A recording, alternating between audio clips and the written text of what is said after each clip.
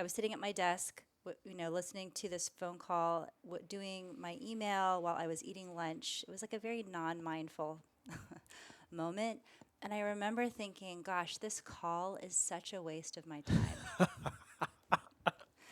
But then the voice that I heard on the inside of myself said, Kim, this is your life.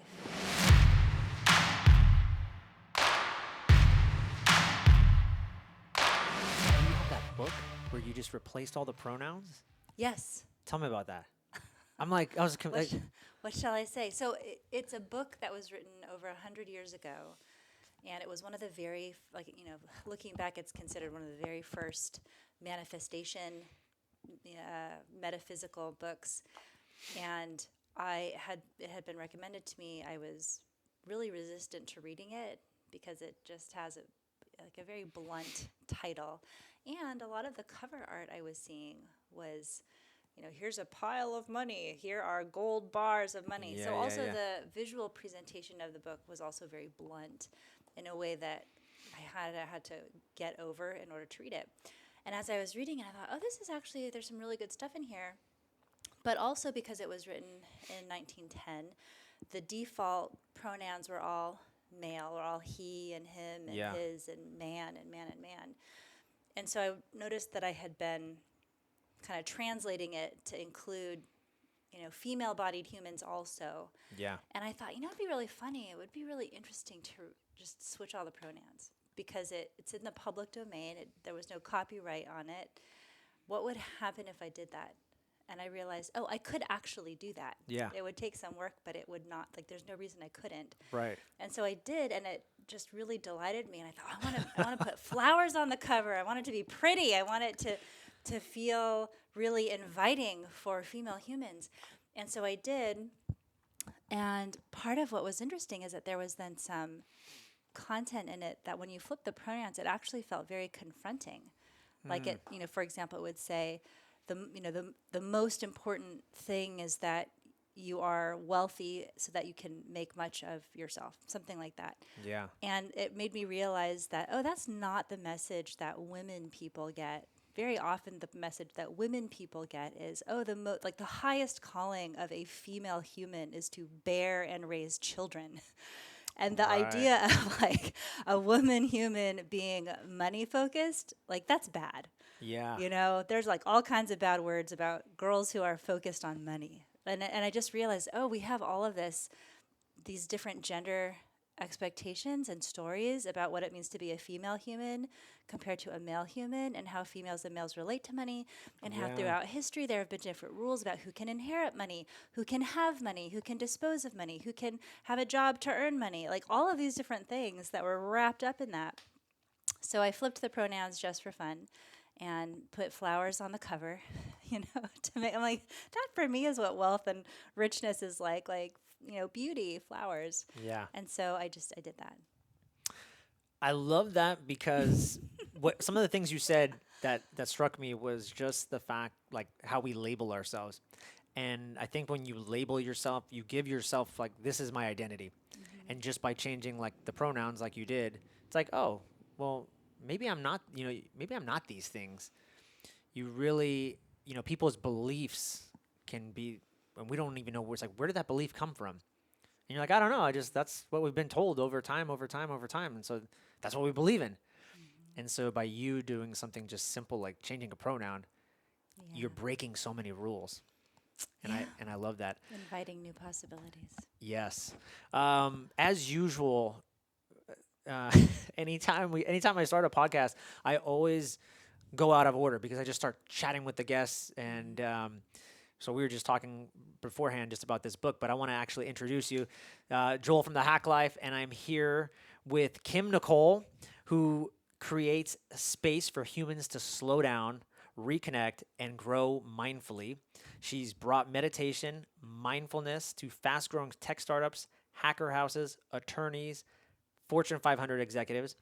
Kim's a former lawyer who has a practical approach and calming presence that have made her a favorite among analytical thinkers. Kim, I want to jump right into it, and I want to get into the nitty-gritty. You were a lawyer. Are you kidding me? I completely forgot about that you were actually a lawyer and now you're a mindfulness teacher. Like, Yeah. how did that happen? Well, first, lawyers are humans before they're lawyers. I'm glad you made that distinction because I've met tons of lawyers, and I'll let you Yeah.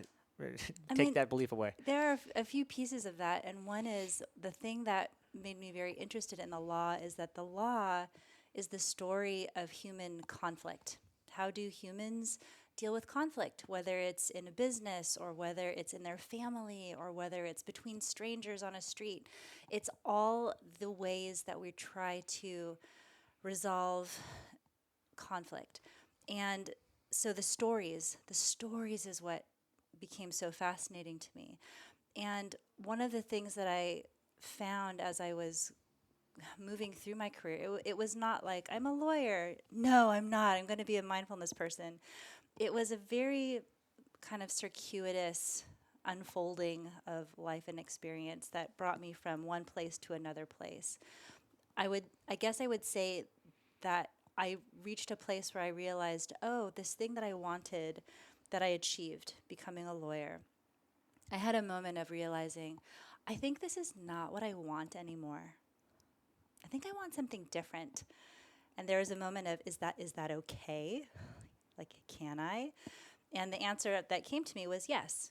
You can want other things. You can want other experiences. You can want your work to be different than what it is now. And so, one step at a time, I started to explore and ended up doing and being what and who I am now. What was the process like? I mean, you know, you're a lawyer, and like you said, you get this degree, and I'm sure there's just like, what was the conversation in your head? I imagine like, were your parents telling you anything like, "What are you doing, Kim? You're throwing your life away. You could make $300,000 a year, and you want to be a mindfulness teacher." Like, what? Yeah, it was in stages. So, one of the first stages is when you're in law school, and I think this is true of any time you have an all encompassing goal, your whole focus is on, I just have to reach this goal. And so for me, at first it was finishing law school, then it was passing the bar exam. And once I passed through those gates, then I kind of looked up and thought, okay, so now what am I going to do? I got there. What do I do? And as I was going through law school, I learned a lot more about myself as a person, and I Yeah. also learned a lot more about the legal profession. I worked in judges' chambers. I was an extern for a federal district court judge, so I got to be in chambers and I got to watch oral argument and I got to read the briefs and help to advise, drop the opinions about how should this go. So I got to be on the inside part of it. I also worked one summer for the public defender's office, and so I got a very different perspective and a different relationship to the criminal justice system. And Yeah. so I was learning more about what does it mean to be in the profession of being a lawyer. And by the time I finished, I had learned more about the practice of law and more about myself to feel, I don't know if this is going to work as well as I thought it was. Because one thing I learned about myself is that I tend to be a pretty sensitive You can't be a and, lawyer being and sensitive. and collaborative person, and I was not seeing modeled how to do that or be that successfully in the legal profession. I was seeing a lot of people armoring up, Yeah. and part of the job, like part of what makes lawyers good, is that they have the ability to do that, to really cloak their personal emotions, to really advocate, to really put their client first, and to have this perspective that, as a friend of mine put it, being a lawyer is like being a professional pessimist, Wow. because the job is to look for all the possible things that might go wrong and then find a path through that. So I had the realization of, I think I could be really good at this job, but it would require that I cultivate aspects of my personality that I don't know that I want. Yeah. So the first shift was I went from, okay, I'm not going to practice law, but I'll work adjacent to it. And that was in a publishing company. And we published books and content for lawyers and judges. And I was a very happy corporate person for a while. And then, And then, I mean, the nice thing about the corporate was that it gave me structure, it gave me stability, it gave me community. Yeah. And outside of the realm of my 9 to 5, I was starting to take all these classes. I was taking dance classes and yoga and acro classes and body work classes. I started teaching fitness classes on the side. I remember Saturday mornings at 24-hour fitness. For 3 years, I had this one class that I taught in the mornings. So there was a lot of room for me to explore and grow all of these other interests. And there were a series of things that happened over the course of maybe a year or two that brought me to a place where I realized, oh, it's time for something new. Like it's time to change. so many things you said, as a police officer, I can totally relate to a lot of the things you said, like that cloak, like having to armor up. I feel that way many times, and it's like I have to for survival. And it's counterintuitive to like who I actually need to be. And what I mean by that is like as a dad, as a father. So for you, it's interesting going through the process of a lawyer. You said, I learned a lot about myself. I feel like for me, that has happened as being a father. So I would, if you were to ask me before prior to being a dad, I took all these like, I'm a big just learner. So Tony Robbins, Jim Rohn, any seminar you can go to, Landmark. I'm always constantly learning and trying to improve and make myself better.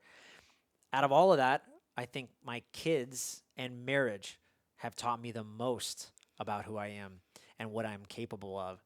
So I find that just fascinating. Like that was how you learned, who you really are. Like, who am I and what do I really want? Yeah, it's relationships, it's engaging with the world, it's experiencing new things.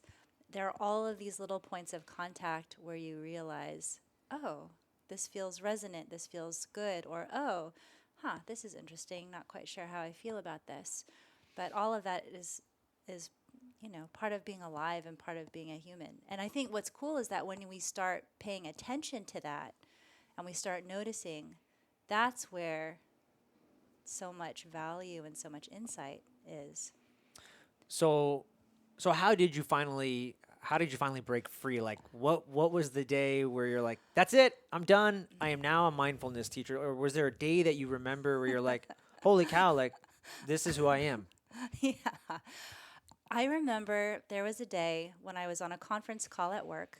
I was in a high-rise downtown San Francisco, and it was a conference call that was for a project that was going to create a lot of other work for me and for my team, but it was not a project I felt excited about. And I remember sitting there were probably 15 people on the call, and so I was sitting at my desk, listening to this phone call, doing my email while I was eating lunch. It was like a very non-mindful moment. And I remember thinking, gosh, this call is such a waste of my time. But then the voice that I heard on the inside of myself said, Kim, this is your life.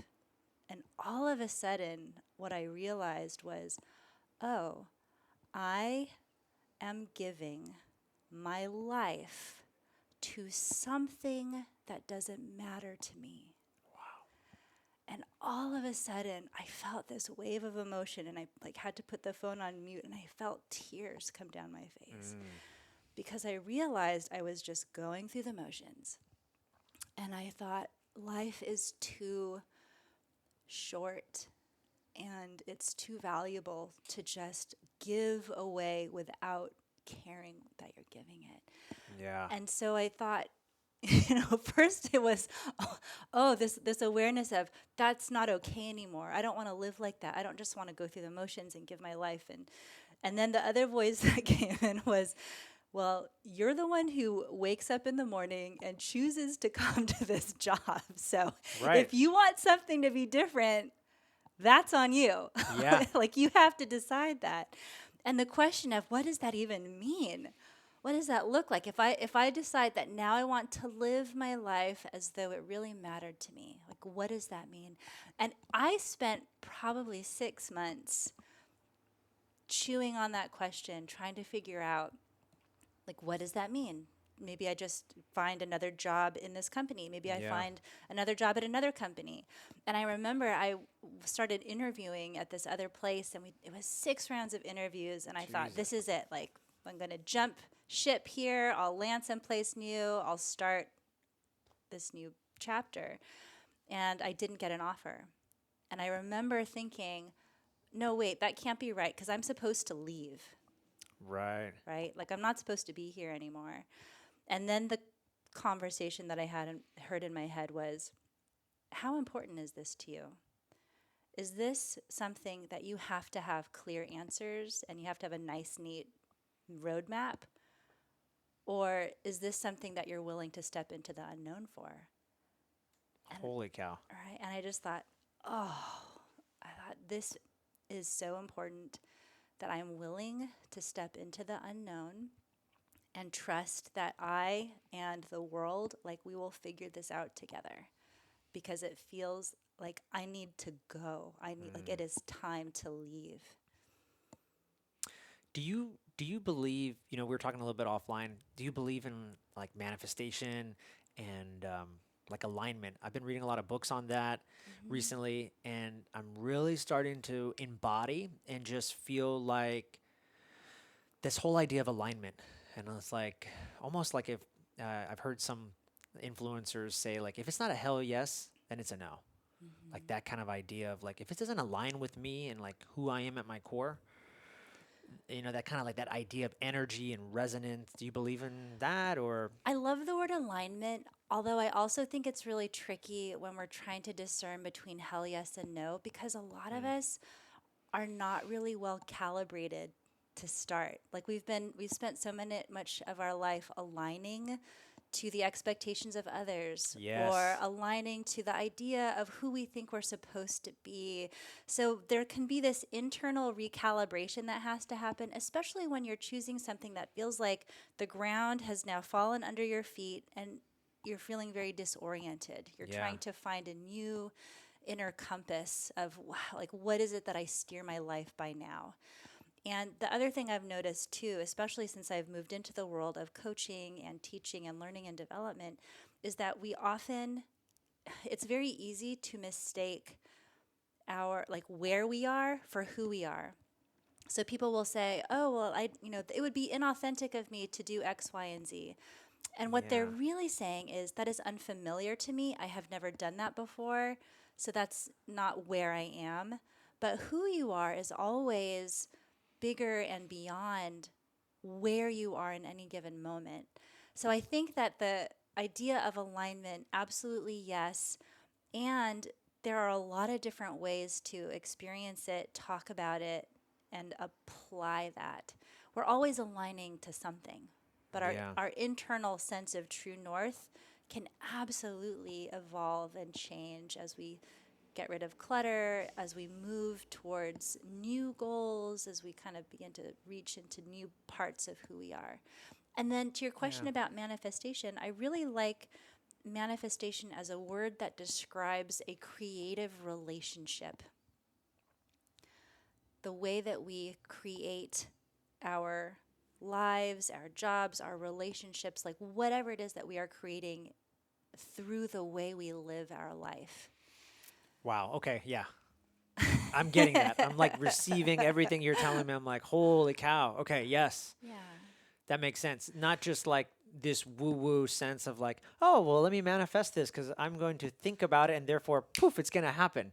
Yeah. No, you're saying, hey, by the way we're aligning and like who we're being, like creates all these other things. Yeah. I mean, and sometimes there is a woo woo poof part to it, which is wild and it's always fun when the universe turns out like that. Yeah. But it's such a we are to be alive is such a dynamic state. And each human person has this incredibly dynamic aliveness in them and lives within a very dynamic, responsive system. So I feel like the word manifestation includes the awareness of there are all these other moving parts that we are pinging across and that are moving towards us. And so the idea of manifestation is we can have some responsibility in how we choose to create and invoke. And sometimes it will be a poof that feels like magic, Yeah. especially for people that are watching you do your life. They'll say, like, oh my gosh, you just went poof. And first you were a lawyer, now you're a mindfulness teacher. How did you manifest that? Yeah. And it's like, well, it probably looks like a poof from out there. But inside there are a few more pieces. But it took a ton of hard work. I mean, it took a ton of, I would say, hard awareness, really being honest with myself, with what I wanted, Yeah. being able to look at the fear and say, okay, like I'm still willing to move forward, even though being willing to be gentle, right? You've taken some of my meditation classes. You know, my style is really Yeah. gentle. So it's not always, hard work doesn't always mean trying to muscle through something. Sometimes the hardest thing is to soften, to let down your guard, to let down the feeling that, oh, I have to know exactly what I'm doing, and to soften into the unknowing. Sometimes that's the hardest thing. Yeah. I can totally relate. Yeah. I I saw a post of yours the other day, and it struck a chord with me, man. It said you have permission to leave your job. You have permission to not be right. You have permission to be in fear. It might have even said, and maybe I'm making this up, you have permission to not be successful. And God, that just struck me.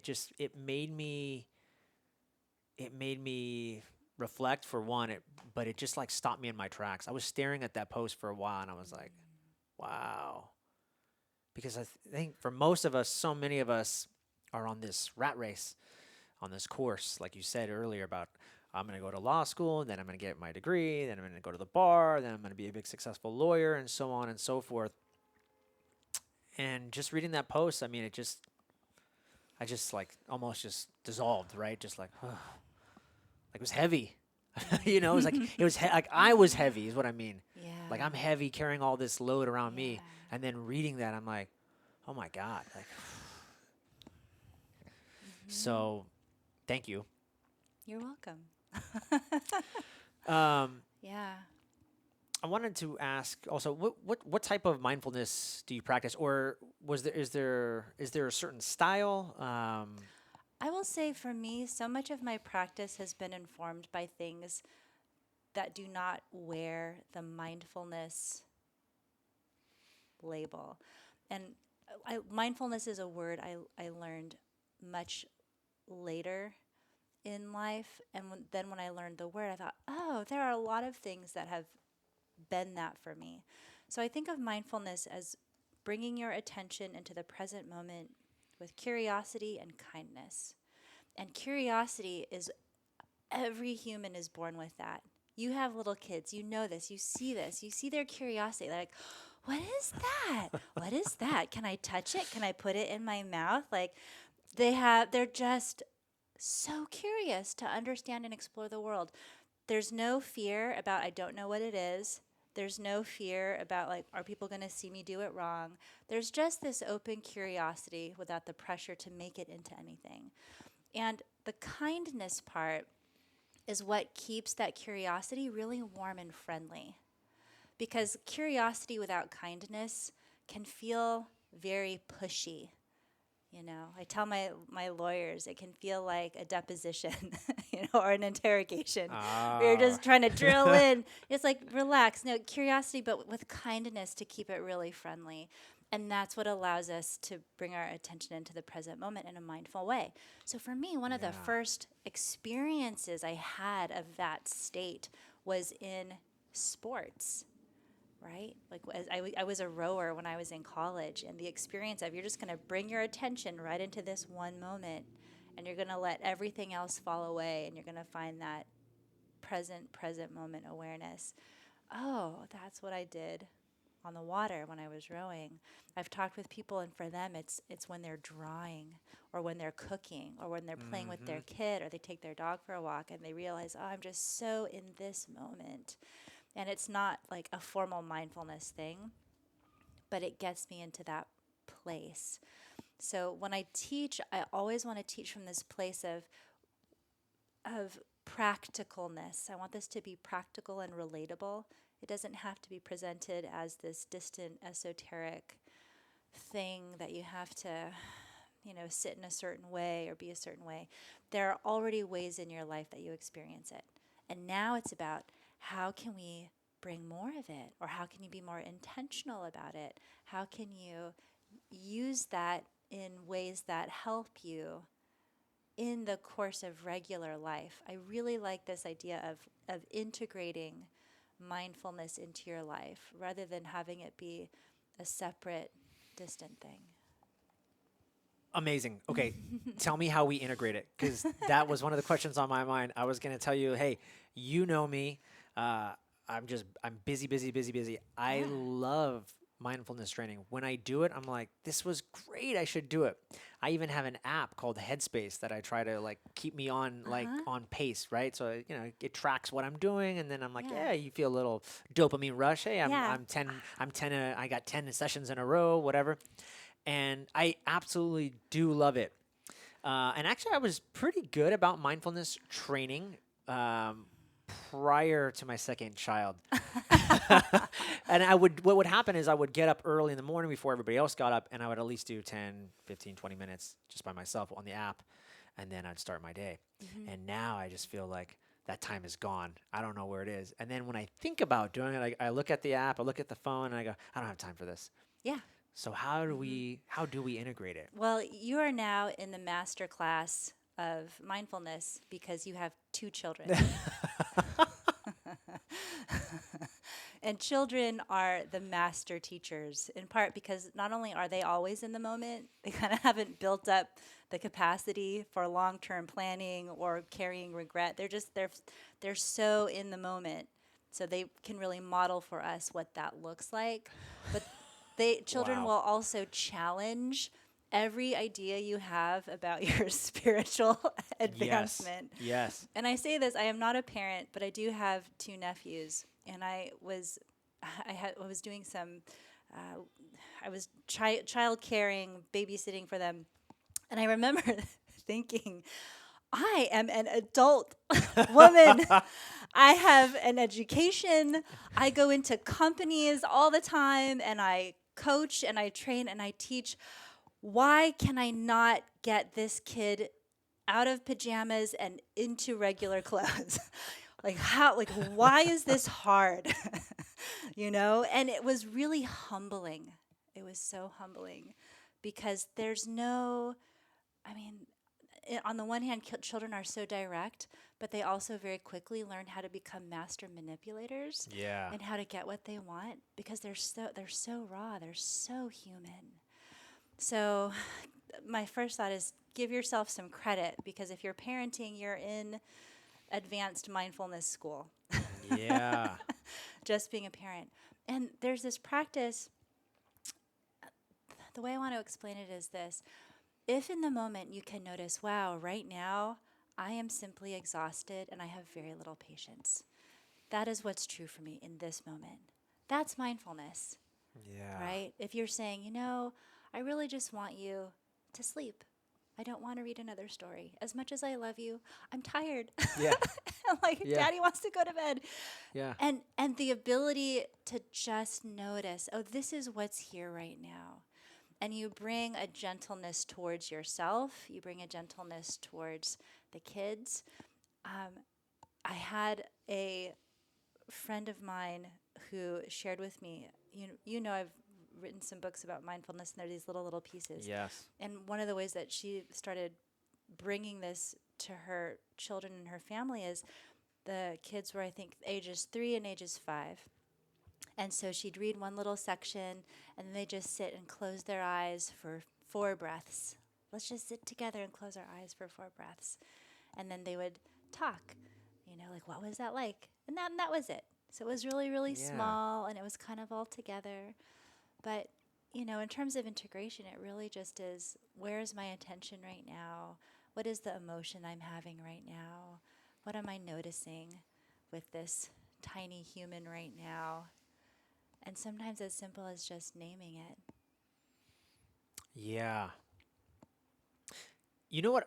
You know what I really like about that is that you you you explain it so well, and that you made me realize just how possible it is. It's like, yeah, you do it all the time, and I just realized I just got a huge light bulb moment because you're saying like, hey, you're practicing it all the time. Like when they're challenging you, that's what it feels like, anyways, right? I'm being challenged, or maybe even I'm probably even thinking I'm being threatened because Yeah. my control is being Yeah. attacked, and I'm Totally. losing it, Yeah. and I gotta regain it back.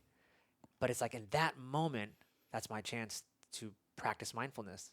That's my chance to become present again, and then switch it back, switch or change the course, right? Change the course. How is this conversation gonna go? Is dad gonna get really angry and upset, or is dad gonna pull back, detach for a second, and then come back in the present moment, right? Yeah. And I mean, related to that too, you're also helping them understand what emotions are and how to be with them. Yeah. So sometimes, hiding or trying to suppress or change emotion is not always of service too. I mean, what if you were able to say, "Wow, Dad feels so frustrated right now. This is what frustrated is looks like. And I still love you, and you're my favorite people. And right now, I have all this emotion in my body, and it made me raise my voice. And if that was scary, or if that made you raise your voice, yeah, that's what happens sometimes. Those are emotions. They can be intense, but it's also okay. We're gonna have them here. Yeah. My 6 year old, he really does a good job of that actually. And I got to give him credit now that I think about it because he challenges me a lot, but he's also very present, like you said, and he will constantly, um, he'll tell me, or he even say, I'll say sometimes, I'm angry, I'm angry. But then he'll say, well, why? Well, why, Dad? Explain yourself. Yeah. And then just the fact that him and I planned a special day recently. I said, "Hey, bud, we're gonna go out. It's gonna be just you and me, and I'm not gonna have my phone out. It's gonna be on airplane mode, and it's just gonna be you and me, and we're gonna be." And I said, "The only time I have my phone out is to take pictures, okay?" Hmm. He looked at my wife and he lit up. He started kind of grinning, and he was like, you could tell he was excited. So we did that. We did the day. I came back home, and then later I went to work, and I guess him and my wife talked. She's like, "Yeah, how was your day and stuff?" And he told her, he goes, "You wouldn't believe it. Like, Dad really said what he said. He didn't get on his phone at all." Wow.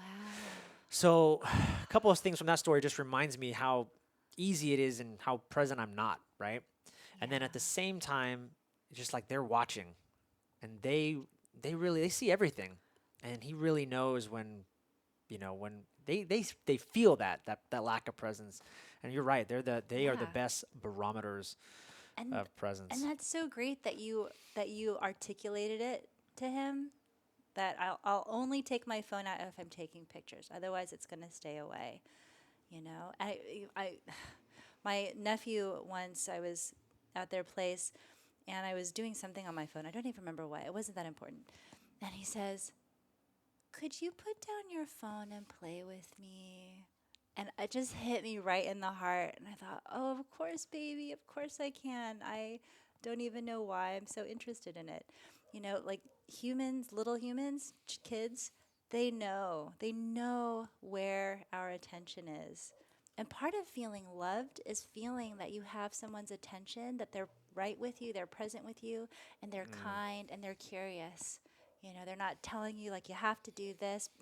They're just, "Oh, like what do you want to do? What's that? Oh, that's so interesting. What are you up to?" That feels so good. Yeah, yeah. No, you're right. And it was a funny day because that day it was just him and I. And I tell you, by putting my phone away and just it was a great day because I knew we had plenty of time. There was no rush for me to go to work or Hmm. anything. I didn't feel rushed, and he was asking me a gazillion of the same questions over and over again. But I was good. I'm like, hey, we're no rush. I'll answer all these ridiculous questions.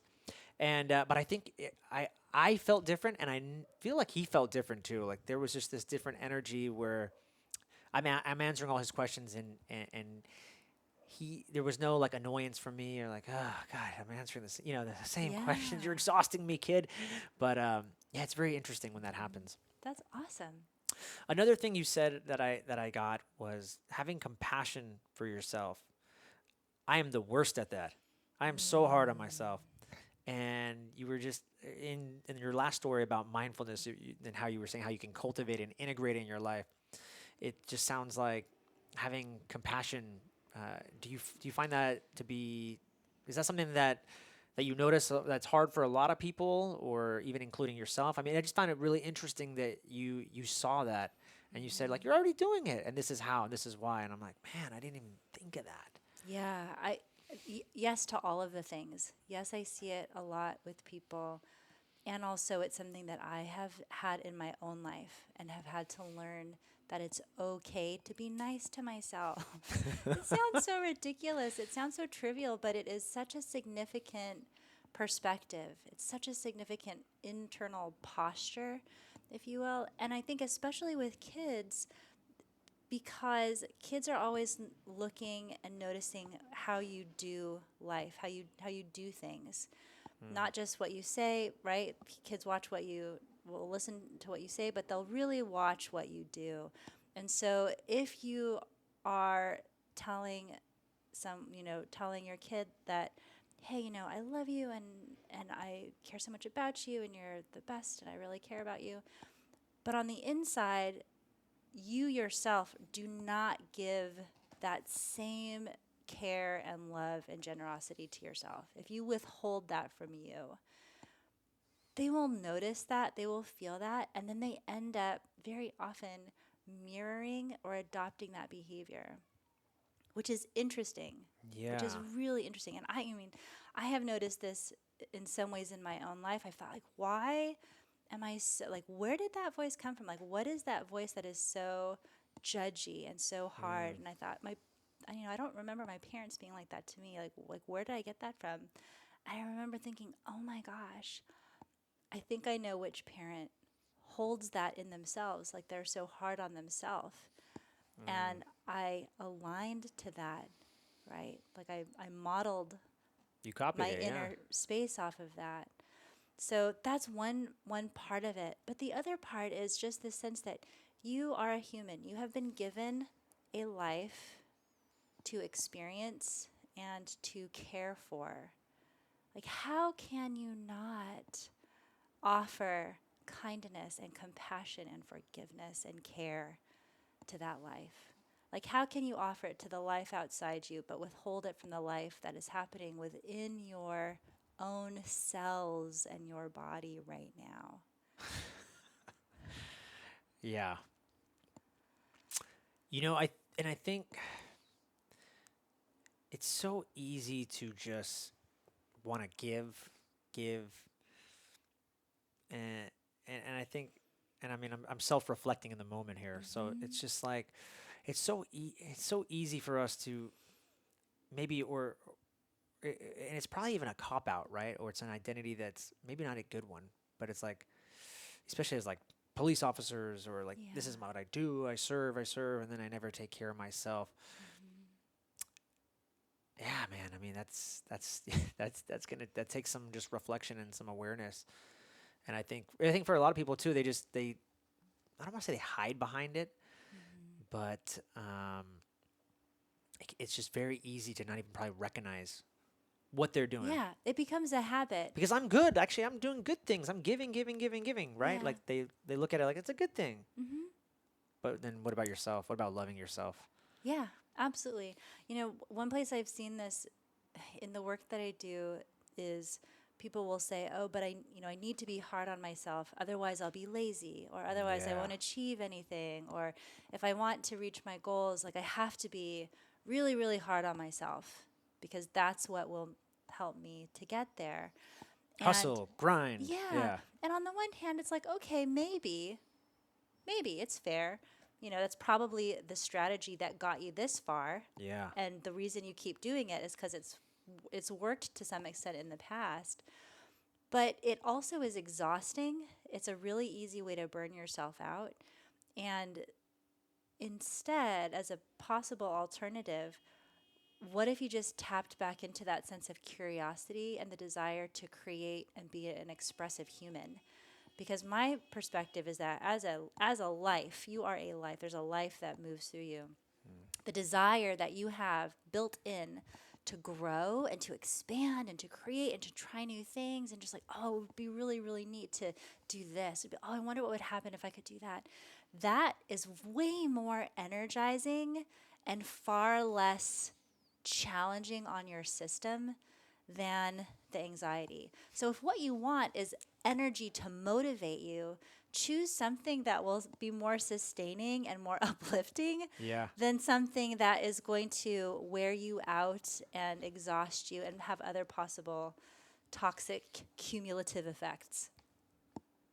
Yeah. I mean, and that goes back to, I think, that post that I saw you write. You have Yeah. permission to do all these things. Yeah, and I will say too, like part of that for me is coming from the place of I'm a person who, oh, if something isn't really working, that means I need to try harder. Totally. Right? Yeah, I If totally something's relate with not, that. yeah, it's like I have to try harder. I have to try harder. Sometimes it's just time to leave. It's okay. You don't have to control everything. You don't have to make everything go the way you think it needs to go. Sometimes when things aren't working out, it's because, oh, I've now outgrown this. It's now time to leave this flower pot and replant myself into some new soil and have more room to stretch out. It's okay to leave. It doesn't mean you failed. It doesn't mean you gave up. It doesn't mean that you don't love. But you can try new things. You can let it go. There's more available to you. Yeah, and I was reading this book about money and manifestation. And one of the things that I remember, one of the chapters was talking about, you know, let's say it's leaving a job or something, and you're staying there because, well, the money's good, and you're fearful that you won't make as much somewhere else. And I remember somewhere in the chapter, he says, you have to give up something to get something else. Like you have to let something go so that now you have space to receive something else. So it's just like blew my mind when I heard them, like, oh my God, like it changes like the possibilities. The game's changed, Yeah. you know? One of the things I wanted to ask you before we talked, this was great. You and I were texting back and forth, and I said, "Hey Kim, what's something that you want to talk about?" Cuz I got a lot of questions I want to talk about you, but what do you want to promote? What do you want to talk about? And I'm expecting you to say, well, I'd like to promote my new book, or I definitely like you to ask me a question about, some of the courses that I'm doing. And your response was this. I have to read this. You said, I want to talk about life, possibilities, and being a human. Talk to me about that, because that text also, the best word I can think about, just dissolved me. It just made me like fall. I'm like, holy cow, man. Like, it was just so, presence is a good word. I mean, I dissolved. Like I said, I just was like, oh my, like, sometimes there's just like, there's nothing. Maybe there's not, like, let's just, Yeah. like you and I, let's just, and what I got from that was, let's just be. Yeah. Let's just talk. Yeah, let's see just where this talk. goes. Let's just There's have a no conversation. like here's the piece of paper I have. Throw it out the window, right? But yeah, like I mean, talk to me Yeah, about that. I Like being mean- human. Like I find Yeah. that fascinating. And real quick, I'm just gonna dovetail. I saw Totally. Simon Sinek speak. Do you know Simon Sinek? A little bit. A little bit. He has this book about starting with your why, leaders eat last, and he's got a new book called The Infinite Game. And so he spoke to our department, and leaders are always like, well, how do I get my people to do more and be more effective and more efficient and write more tickets or whatever the job is? How do I get my leaders to basically do more? I mean, my people to do more. And he said, guys, you're looking at it all wrong. He's like, this is not a finite game. This is not a game of like inches, like wins and losses and numbers and this week you're high and this week you're low. He said, it's an infinite game. It's about human connection. He's like, you guys missed that. He's like, let me ask you. He's like, when's the last time you actually went down to one of your subordinates and just talked to them? You asked them, how's your day? How many kids do you have? What do you do for fun, Joel? It's that simple, guys. It's it's that simple. He's like, have no agenda. Don't go in there and say, hey, how many kids you have, and then by the way, how many tickets did you write? No. He's like, it's about human connection. He's like, that's what missing in all organizations, not just police work. And so that's something that also struck with me when you said it's about Yeah. just let's just and being human. But yeah, can you talk to me about that? Yeah, absolutely. I mean, it's funny because sometimes when people ask what I do, there are so many different ways to answer, and there are all of these different things, and people want to know how do all those things fit together. And what I've come to realize is that it's all about being human. It's all about connection. It's all about we've got a little bit of time on the planet. How do we want to use it? So whether I'm showing up as an author or a teacher or a yoga meditation person or a corporate person, the through line through all of that is just being a human is hard sometimes. And there are a Yeah. lot of different ways that we can help support ourselves and each other. And that becomes a really interesting conversation, right? The conversation of like, what is lighting you up right now? The conversation of what feels heavy on your heart right now? The conversation of, wow, like I haven't seen you in the last 2 years. I'm so excited to catch up and know what you're working on. Yeah. And I often find that when we do let go of the sense of what is supposed to happen in this space, then there's room for something unexpected and really useful and delightful and nourishing to come through. So a little bit of structure can be wonderful, but we're not here in service of the structure. The structure is here in service of the alchemy of whatever's going to emerge here. Yes. Yeah. Thank you. Thank you so much, man. And this conversation has just been an absolute delight. Thank you. I wanted to talk to you about, you do a lot of, speaking of leadership, you do a lot with just managers from, like I Yes. said, with corporations, and you're teaching them mindfulness and leadership techniques. So talk to me about that and like why managers need mindfulness. Why do these so-called leaders need this? I think we kind of almost just touched on the last Yeah. segment, but yeah, talk to me about like why it's so important. Well, the first thing to share is that when I first started teaching, I was teaching around mindfulness, mindfulness, mindfulness, and then my thinking shifted a little bit, and I wanted to create something that would be more easily relatable, and that's something people could really connect with. And I came to this idea of being a new manager. And in the course of my work, I work with people through all levels of their career, but you've probably seen I've been doing a lot with new managers specifically. And what I love about being at that stage of career is that there's this awareness that happens from, oh, I'm really good at this thing that I do, whether it's design or sales or building something or whatever that is.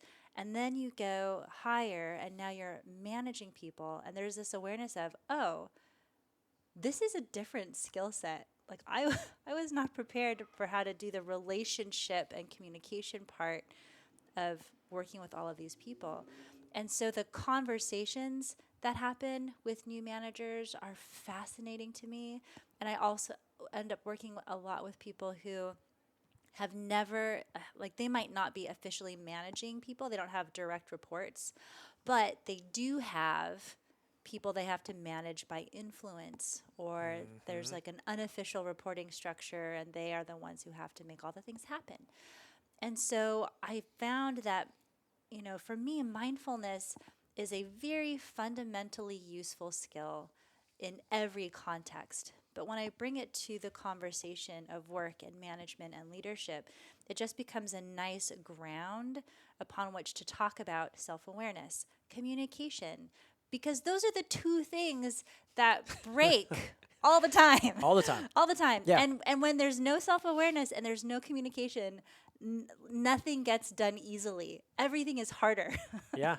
So in the world of work and corporate and business, and people are trying to measure productivity and efficiency and all of these numeric things, but there's this invisible element which mindfulness will serve. Like, Yeah. mindfulness will serve your creativity. It will serve your ability to communicate effectively. It will serve your ability to build trust.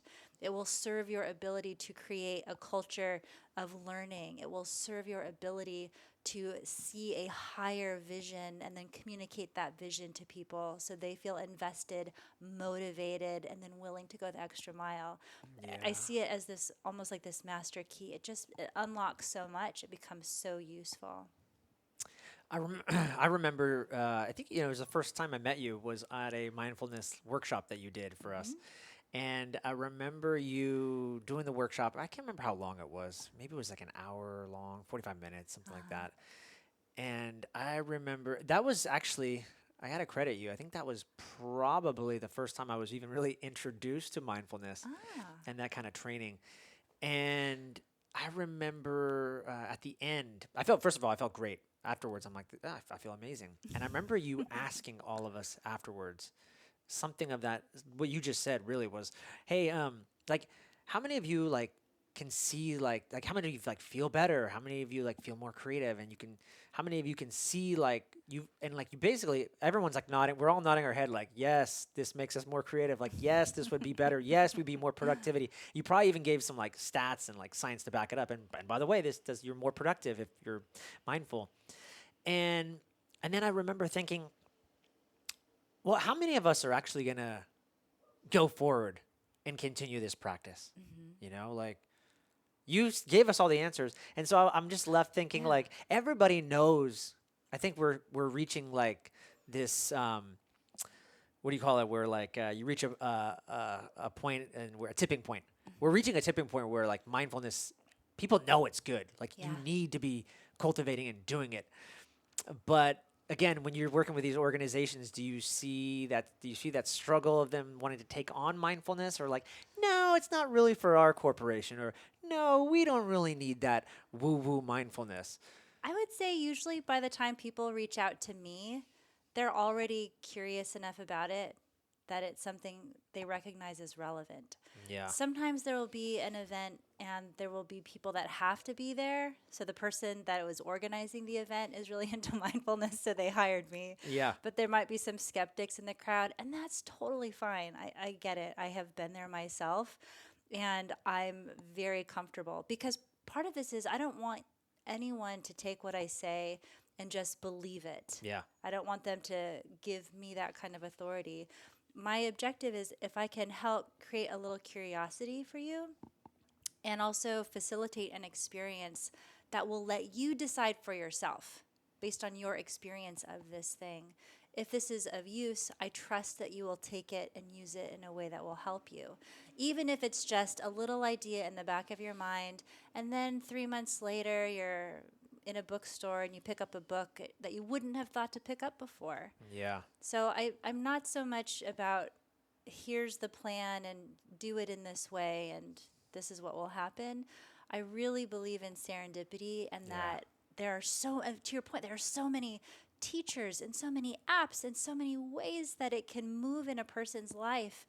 And I am excited and honored when I get to be a part of that person's path, but I don't have to be the like the fireworks go off and yay, you've made it, like you're Yeah. here, now take this. Any little nudge, any little encouragement or serendipitous element I can help to create in that person's life is really satisfying. Ooh, because also I will say one last thought about that is that within any organization, the culture will change when even just one person changes. In the same way that you can have one person and their attitude can completely sink the whole room, one person who thinks, you know what, I think this is going to work for me. I think Yeah. there's something here. And they start to implement it and include it, it ripples out because we have this effect with each other. We ripple out. Yeah. So I always know there will be at least one person in this room, and I don't always know it, I won't always see it, but I know that there will always be someone with whom this will be very resonant for and it will be helpful for them. And they will be the person to then ripple it out in their life and in their organization. Yeah, that's so cool. You're not worried about like, Mm. oh, this I gotta change these people. No, No, it's no, just like no. let's just be. Yeah. And what happens, and it might affect this person, it might affect this person, and then collaboratively, or even if it doesn't affect just maybe the organization, maybe it just affects that one person's life, and then they go out and do great things, or they start their own startup because of the mindfulness training, or whatever, or they just become a better dad, a better brother, Yeah. or whatever, right? Mm-hmm. Um, so interesting. Yeah. Yeah, and I just heard a stat because I just took this leadership course. It was a 2-day course, and the instructor said you only need like I want to say it was like 13 to 14%. Like that's the tipping point. When you get that, just that little percentage in an organization, that's all you need. And like the rest, I didn't realize that. And I think he was quoting it from Malcolm Gladwell's old book, The Tipping Point. Mm-hmm. So it's just interesting. Like that's all. Yeah, that's all you need. Just that little nudge, as you said. Absolutely. Um, Here's a question I was thinking about. These so-called soft skills, and that's what I call them too. They're probably really hard skills, like mindfulness and, like you said, communication. How it's like no one's being taught that in school. Like what is like, but over life, like I always reflect back when when I was 18 years old, I sold Cutco knives. I don't know if you know about Yeah, them. yeah. Okay, and I go back and I reflect on who I am today, and I always credit that job because that job really made me jump out of my comfort zone, and I learned a lot of these soft skills. They were salesmanship skills, Mm-hmm. really, but the fact that I had to cold call people, the fact that I had to go in people's homes, look them in the eyes, and talk to them, like all this stuff. I always credit that job as these soft skills, and it's interesting now in my life as a trainer and as a teacher, someone who teaches others. I always find a lot of those skills lacking. And I'm always amazed. I'm like, oh my. And then I go back and I'm like, now that I'm teaching them, I'm like, where did I get that? And it usually always trickles back to that job where I learned these so called soft skills that Yeah. are so important. And I don't know why I'm asking you. I was gonna ask you, like, why is that missing in life? Why are we not cultivating that? But I don't even know if you would know the answer. But Well, my perspective on that is, and it's interesting you mentioned like being in sales, because sales is one of the functions where there's such clarity that learning relationship building skills is that's what it's all about, right? You want to really know how to do that. And there are a lot of other jobs where that's more of a secondary part of it. So salespeople tend to really get relationship building, mindfulness, self awareness things because they understand that very easily. yeah, But my thought is that I like to think of them as invisible skills yes, the because invisible skills. yeah, they're not always easy. Sometimes they can be quite challenging. You can't see them, but you know when they're not there. When they're Yeah. absent, you really feel it. But I think of it like this: we're actually really good at developing them. We've been doing it subconsciously our entire life. The reason I know that you're good with soft skills is because you have successfully lived to adulthood. If you That's the are only marker. yeah, Hey, you're here. if you're an adult, you have learned soft skills, because the thing is we're born, we don't have language, we don't have motor skills. We have to find a way to understand, how do these other humans work and how can I function effectively with them? And then the thing that's interesting is we grew up all in different families, different schools, different neighborhoods, maybe different cultures, different kinds of places where we learned, how do I get things done here? And so sometimes the thing we learned is, okay, just keep my head down, stay to myself, but if I can create this kind of outcome, people will leave me alone and just let me do what I want. Yeah. Some people learned, oh, if I get really loud, that is what will get me what I want. And Yeah. maybe those people had that modeled for them. They saw, oh, the way you get what you want is you get really loud, or you just get really, really nice and you never disagree. And that's the way that you get what you want. So we've learned all these different ways. And then depending on what industry and what company and what career and profession, different behaviors get rewarded or recognized, and some are a little bit less so. So it doesn't surprise me when people realize, oh, this relating with humans and communicating and being self-aware, oh, this is I have never thought about it in this way. It's like, yeah, because we're all so good. We figure it out as we go. But then we reach this place of adulthood where we can decide, how would I like to relate with people? How would I like to be? What else is available? And we always also realize, oh, not everyone is like me. So we have different styles and different ways. And oh, that's why I'm having trouble communicating with this person, is because they're very avoidant and I'm very Yeah. direct. And then they feel threatened and run away. And it Clearly, just you're speaking creates. about my relationship. That's all about relationships. Yeah, and the thing is we each of us think that our way is correct. Yep. Like the way I see Yeah. the world is the correct way. Yep. We forget. We're humans. We're very intelligent, but we're very forgetful. Yeah. That's the thing. Yeah. No, and there's a book that I haven't finished, but it just talks about that bias, that cognitive bias. And that's something I'm trying to be more aware of in my own life. I'm like, I know I have a bias, and I know you have a bias. Everybody does. And so it's just being aware of it and then trying to be self-aware, right? And so that you can course correct if that bias is not serving you, right? Yeah. Is there anything that you notice from the managers and the leaders that you mentor? Is there anything that you notice repeatedly that they're I don't want to say that they're missing, but just that is a soft skill or an invisible skill that you're always like, yeah, that's usually missing. I'm not surprised. I would say the thing that I see that's common across all of the people I work with is that everyone is human. Everyone has self doubt. Everyone has something they feel anxious or worried about. Everyone has moments of feeling like, am I up for this? Like, can I really do this? Everyone has flashes of imposter syndrome. Yeah. Everyone has feelings of, wow, I feel like everyone in the room is smarter than me, or like everyone has something that's either a blind spot or something that they're very aware of that they feel gets in their way.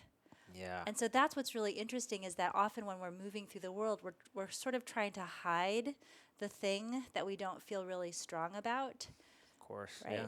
And that's not, good or bad. That's just, it's a way we tend to be. And so if you have a place where you can reckon with that, if you have a journal, right, or a workshop, or a therapist, or a dear, dear friend or advisor or a coach, or there's someone in your life where you can say, you know what, this is the thing I've secretly been carrying that I feel is getting in my way. And gets heavy, and I just want to put the mask down for a minute. Everybody, it's like, oh, wow, but you seem so successful and you have everything together. And they're like, does it look like that? Because on the inside, I'm not so sure. I'm falling apart. Oh, that's so interesting. Right. We are all human.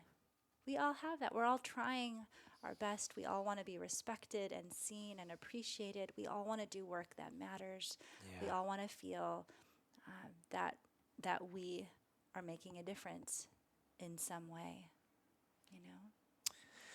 I really like how you said that, because I asked you a very direct question, hey, so give me the one thing that that you notice from a manager, and I'm expecting you to say, oh, well, it's they lack this skill.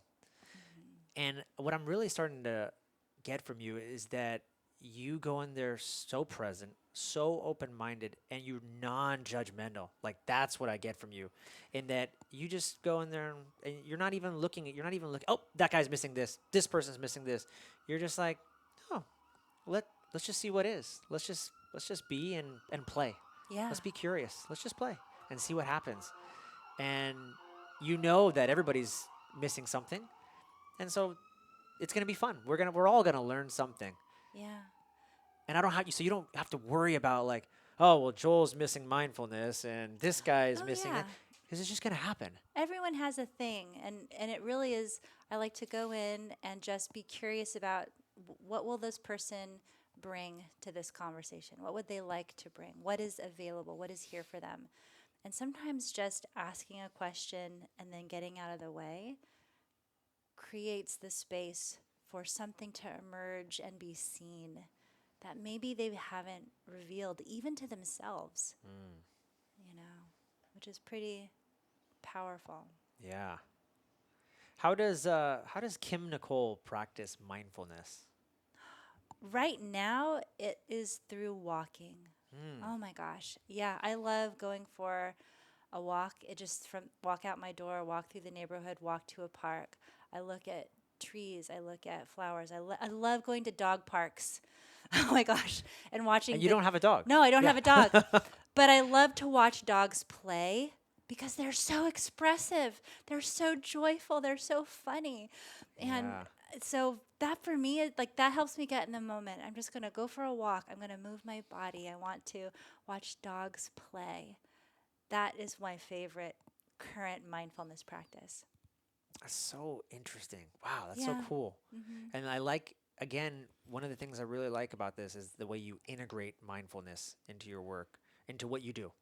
It's not it's not like you said, "Oh, well, let me now sit in this posture." It can be that. It It can can be be. that. Yeah. But like I meditate. That's great. yeah. Yeah. Yeah. But it's, how can I integrate it with my day and find that mindfulness? How can I detach, and not be all up in my head thinking all the time, I got to do this, I got to do this. Like, how do Yeah. I integrate that? Exactly. That's what's so great about having a physical body. Is that Yeah. your physical body is always experiencing what's going on right now. And so if you realize, oh, I've been walking and I don't even know what I'm looking at because I'm completely lost in thought, then that's when you bring Yeah. it back and say, look at that tree. Wow, that's such a pretty tree. Look at that flower. I didn't have to do anything. And here's this beautiful flower growing. I didn't have to make it bloom. I didn't have to grow it. I didn't have to water it. I'm just walking down the street, and here is this gorgeous flower that is blooming out of this little flower place. And then it's like, Yeah. wow, what an incredible place I live in. What a beautiful world I get to be a part of. Yeah. And then you're there. It's like, wow, like this feels amazing. Yeah. Yeah. And then there's that sense of gratitude too. Like Hmm. you're cultivating that too at the same time. Like it's like, wow, Yeah. you get it all. Hmm. It's a lot. You're getting a lot of dopamine. Getting Yeah. a lot of hits. Totally. Hey, one of the things I want to acknowledge you for that you do really well, and I don't know if you know that you do this really well, is that you post a lot on. I'm following you on Facebook and Hmm. Instagram, but more so it's your Facebook posts. So I Yeah. don't know if they go out somewhere else as well. But what I really like that you post are just things that are just real in life. And what I mean by that is you'll post reviews that people will leave you. It's just like real. You'll post like, "Hey, I remember one of your posts was like, this person liked my post, like says, 'This is amazing. This is the best course ever.'" And then the next person was like 1 star, "You suck." But Yeah. what I love about that, and that's not the only one. There's other ones too where you post your defeats too. You post, and there's another one that I like is like an email that was sent to you, and it was someone who had like read your book. Um, like they Yeah. had been like Uh-huh. suggested to read it, they didn't, and then it was like you said, the serendipity. 5 years later or something, they picked up the book and read it, and then they got this aha moment, and they're like, "Hey, Kim, I just wanted to let you know." I love that, man, and I just want to acknowledge you and say thank you because it pushes me, and I'm sure more than all of us, to just keep going, man. Keep going after your goals and your dreams because you just never know when you're stuck in the moment and you're looking so narrow at what you're doing. You lose sight of the joy and why you're Yeah. doing it. You lose the why. You're like, oh well, I only had some one company book me for mindfulness. Or in my case, oh, I only had one coaching call this week. I must be terrible. I only had 2 views for my podcast. You know, and it's so easy to just disgruntled and go, like what do I got to do? And I love reading that because it just reminds me, just keep going, because there's people out there that are loving the content and that are Yeah. getting something from it, and you just don't know when. Yeah. I mean, and I think finding the joy in the creative part of it and then letting go, who's going to read it? What's going to happen next? What does it all roll up into? I don't know. Maybe that's not your job to know that yet. Yeah, Maybe your job right now is just to give yourself permission to be creative and to make things and to have conversations and to just try some things out. It's yeah, okay. yeah. Thank you. Yeah, somebody even texted me the other day and was like, "Hey, if you want to improve your SEO," and I'm like, No, That's what I I do said. not. I'm like, dude, I'm like, I'm so busy right now. I'm like, I honestly, I don't even care. And it was relaxing for me to say that. I'm like, I don't care. What I care about is just playing the long game and just I plan. I'm not like the infinite game. I'm not playing for like every view and every da da da. I'm like, that'll come if it comes. Hmm. It'll come. Yeah. Like I'm enjoying this, and the person took that well, and I know they're just looking out for me, Hmm. right? That's just normal. So thank you. Yeah, you're welcome. Are you ready for some lightning round questions? Okay. Um, so the lightning round questions, just so you know, they're just they're shorter questions. Yep. That doesn't necessarily mean they're shorter responses, but they can be. Okay. I don't care. They can be long. They can be long too. Yeah, this whole Yes. conversation has just been about just being. So Yeah. whatever comes to you, answer. Okay. That's what I want. Great. What are some choices that made you who you are today? Choosing to resign from my corporate job was huge. Felt like the most adult decision I ever made. I would also say, gosh, what other choices? That was the first one that came to mind. That Yeah, was one of the that was it. biggest choices I ever made. That was it. That was the Yeah. choice Yeah. for sure. Hmm. And then you evolved and became. I like what you said too. You didn't say the word evolve. I think you did actually, but you just said like, we go through evolutions in life, and I completely believe that Yeah. it's okay to leave your job. It's okay to leave your Hmm. relationship. It's okay to do Yeah, this. you can choose something new. Yeah, I love that. Um, for you, is there anybody that or who inspires you when it comes to meditation, mindfulness? Is there any teacher or mentor, just anybody out there that social media or anybody that you follow and you're like and that inspires you? Well, I have my meditation teacher, and I have known him now for almost a decade. And there's a few students of his that have worked with him for years, and we meet once a month. So having that consistency and having that community of practice really helps me with respect to my mindfulness practice. Can you say who their teacher is or no? Oh, yeah, his Oh, name is Nestor. Nestor. Yeah, Is he in Nestor Perez. Is this in San Francisco or He lives in the East Bay, but okay? yeah, he comes into the city and we meet. And is there like a special? I'm asking, is there like a special place that you guys meet, or is this for everybody, or is this like a core group of people that's like kind of private? So our group is closed and private, Okay. but he also does public events. I'll warn your listeners in advance. He has no website. Okay. It not creeped me out, but I thought, what do you mean he doesn't have a website? Yeah, who is this Who guy? is this guy? How Where- good can he be if he doesn't have a website? Where do I find it? The yellow pages? I know, like what? But it's one of those things. When the student is ready, the teacher appears. It was the right teacher for me at the right place in the right time, and Yeah. there you went. And you know what? Is it okay? I know we're in lightning round. I Can don't I go care. back to the last question you just asked me? Absolutely. It occurred to me is this: the most important, the choice that made me who I am. It actually wasn't that I left my job. The choice was I chose to trust myself, Oh. and trusting myself gave me the permission to leave the job. And that is something I continue to have to come back to. Like, can I trust myself on this? That has been, especially the last few years, that's been the most significant choice, the choice to trust myself. Yeah. I'm really letting that sink in because the logical part of me, I agree, right? Yeah. On the philosophical side. And we kind of touched on this. Yeah. And then I think, okay, but what if you trust it's like, so I'm thinking of like the counter argument is, okay, I trust myself, but I got bills to pay. Yeah. And So also, how do people, how do well, you, so that's a couple different questions. But one thought is trusting yourself doesn't mean that things are always going to go your way. The outcome, there's someone else who is smarter than me who said this, but essentially it is the outcome does not determine the value of the decision. And I want to say it was Annie Duke. She has written some really awesome books about poker. Actually, Oh, she was a interesting. professional poker player, and she wrote a book called Small Bets or Tiny Bets. And the outcome of the outcome of the decision does not determine the value of the decision. You make the choice. You can't judge if it was right or wrong based on what happens next. So that is number one. And number two, for me, the idea of trusting myself means I'm stepping away from the question, what should I do?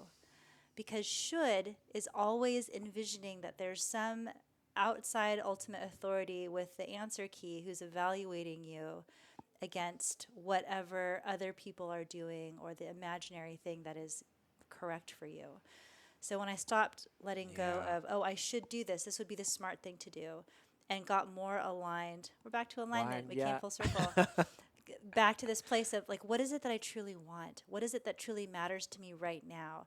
Okay, so if I want to leave my job and I still want to live in the city and pay my rent, what does that mean? How will I do that?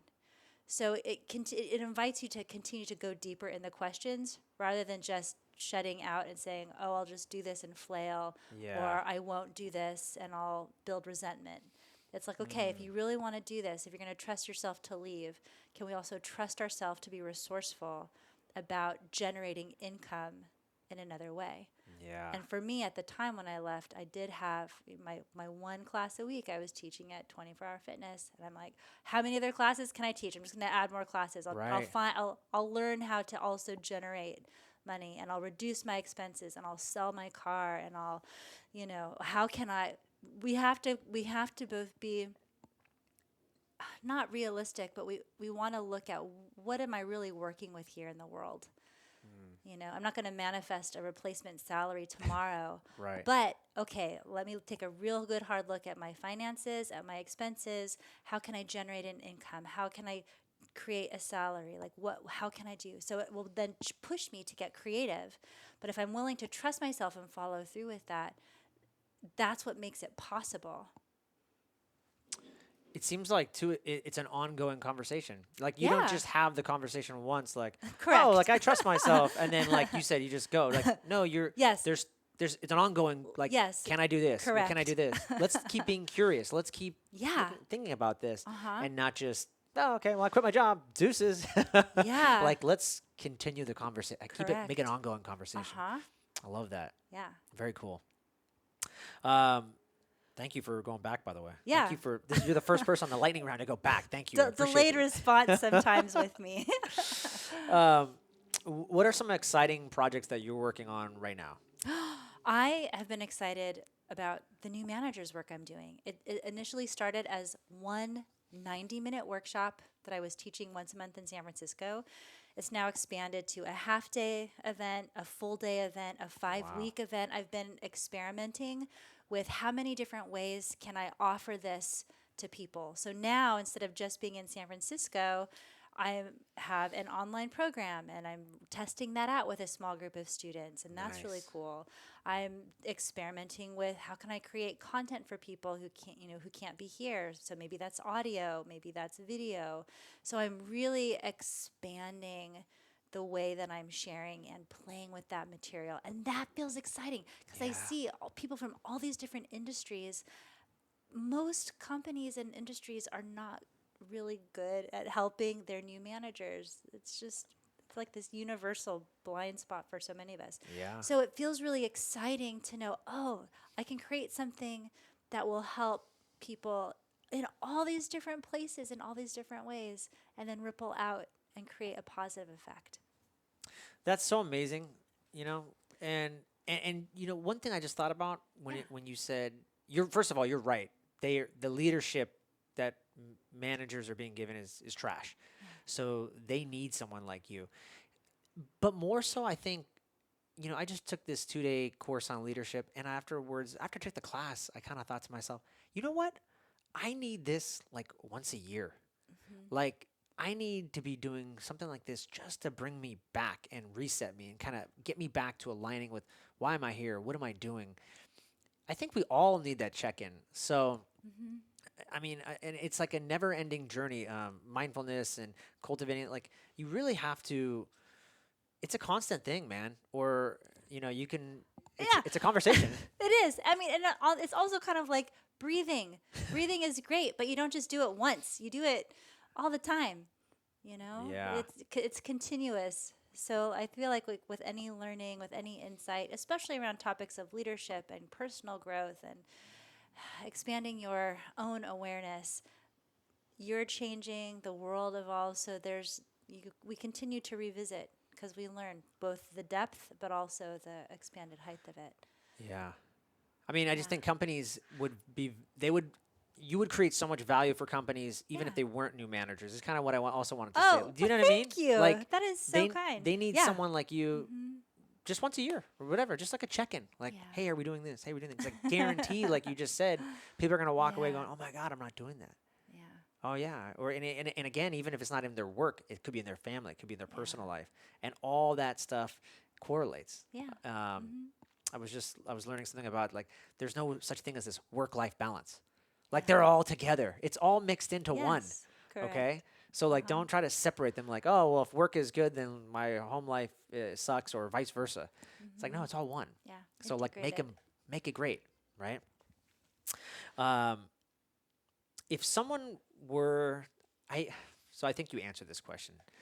But if someone were to come up to you, you're in the elevator and like, oh, you're a mindfulness teacher. Tell me one thing I could do to start. I'm not a mindful person. They say to you, what's one thing I could do right now to start being more mindful?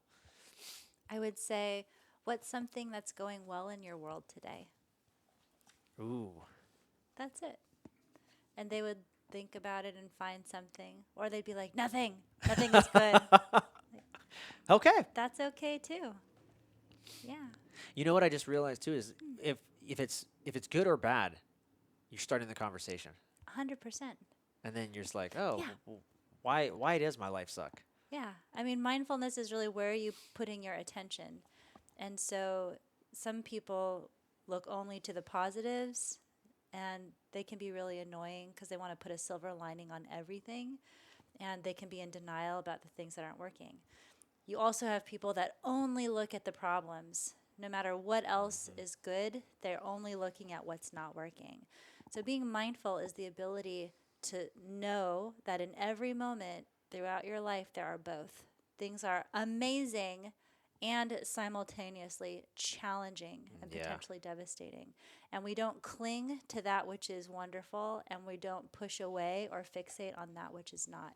We're able to look at and hold both with compassion and with appreciation. Yeah, that is the challenge. That's Yeah. tough, man. I agree. I hear you, but Hmm. man, to hold both in compassion, Yeah. that's a struggle for me. I'll tell you. Well, there's practice. Yeah. Start with easy, small things. Well, life's a journey, you know. Yeah. And so I'm always being challenged and learning new things. So Yeah. Hmm. life is beautiful for that reason. Yes, You know. it is. Um, oh, this is a funny one actually. How do you deal with haters? I don't think I have that many. I think people either just ignore me. I'm kind of like, she's not interesting. Let's move on. You're not controversial. So Not it's that like, I'm aware of. yeah, Not which is that I'm surprising for a aware of. former lawyer. Like I don't get anything Yeah. antagonistic from you. I'm like, where's Yeah. the prove to be right? I got to prove you wrong. I am not aware of having a strong So- hater community. Someone so- someone gives you 1 star. Yeah. Someone gives you 1 star on Yeah. something that you did. Yeah. How do you? My first feeling is like, oh, like I made this thing and they didn't like it. Yeah. But what I've learned is it's okay. I don't like everything that everybody makes either. Yeah.